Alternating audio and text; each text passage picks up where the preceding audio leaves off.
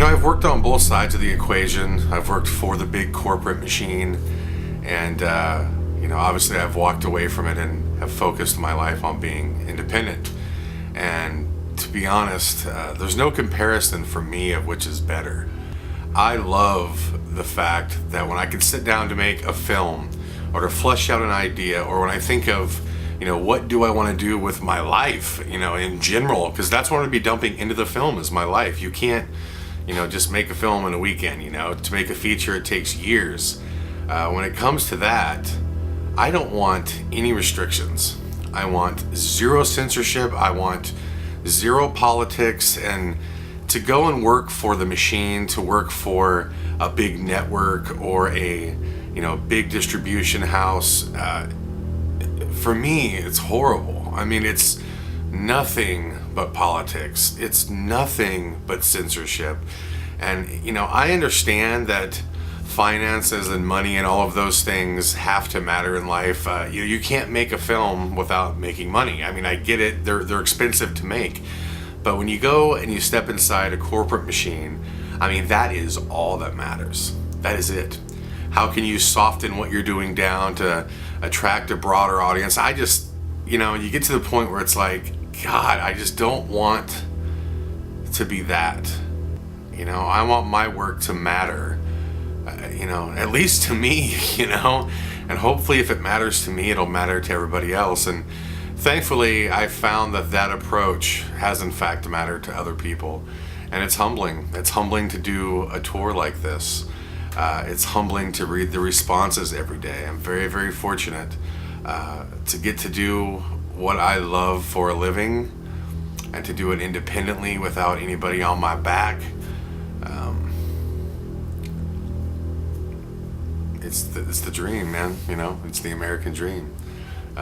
It's awesome, and I don't plan on letting any of you down. If you've seen my films, you get the truth. You get what's real. There's no ribbon tying. There's no, there's nothing but the truth, man. You're gonna get it how it happens, and more than likely, you're gonna wind up thinking a lot about what you saw, which I think is real important. Now with the Blood Red Sky, get ready. Get ready.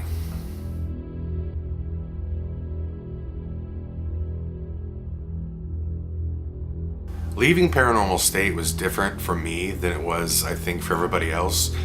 First off, I'm like 4 or 5 years older than all the PRS kids. It's funny, I call them kids and they're all like 30 years old now. But I never went to Penn State. I wasn't there when the show was created. I came in season 2, and then I was with the series throughout the lifespan of it, both as an investigator and as a director. But I had a life before PRS that was, very happy with, doing very well. So when the last season of Paranormal State came, I knew Ryan was already leaning towards wanting to take some time off. I did not want to come back. I wanted to get back to doing what I'm doing now, and I think Ryan knew that too. And it was just time. It was time to move on. Really thankful for the Paranormal State experience. It was an amazing show. It wasn't without flaw, but it was very, very good for what it was. I thought one of the best ever in the realms of the paranormal. But there's obviously a lot of room between Paranormal State and the ceiling for what can be done, and that's where I think the filmmaking comes in. And you have to be able to take things to the next level, and the way to do that more often than not is to take off the things that constrain you. When I make a documentary, I'm not worried about selling commercials. When you make Paranormal State, there's censorship, there's time issues, it's all got to be wrapped up tight, and you got to make everybody happy at the end of it, and there's just a lot of constraints, and that's the stuff that I just like can't fucking stand it. So that's why I make films, because I want the whole truth. I want it all to be right there and presented in front of you, and that nobody said, hey, cut that out or calm that down. I mean, you're gonna see reality. So for me, leaving Paranormal State was a good thing, and I've just continued on doing what I was doing before Paranormal State, which is a lot, very exciting, I guess. I'm looking for the words. It's hard to explain, but yeah, very exciting.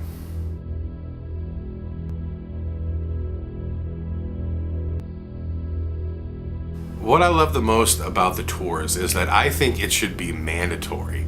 It should be mandatory for directors to have to do tours like this, because when that film is over, I got to get up in front of people and stand for my work. And I love that. I love that. That raises the bar. That pushes you, you know, when you're making the film, when you're conceiving the idea, when you're thinking about, you know, every cut you make, if you have to answer for that film, you're going to give it your all. You're going to put your heart and soul into it. And I think Hollywood has consistently just put out horrible movies because nobody has to answer for it. If the marketing's good, if the trailer's good, then they don't care. You know, as long as they can get you in the door those first 2 weeks, they don't care. You know, something, you know, when you're independent like we are, and you only release one feature every couple years, it's got to count. You got to put everything into it. And the idea that I could go city to city and meet these fabulous people that support what I'm doing, and they want to come out and see these films that I guess some consider them fringe films. I don't consider them fringe. I consider them honest. I mean, I just think a lot of the content that I go after, it's stuff that we all think about. It's stuff that we all know. It's delving deeper into obvious questions that never get asked. So I love the idea that when it's over, I can stand up for the film and I can discuss it with those who support me. And I love the idea of supporting back. I mean, like being able to meet people and spend time with people that allow you the privilege of being a filmmaker. I was in a hardcore band for a long time.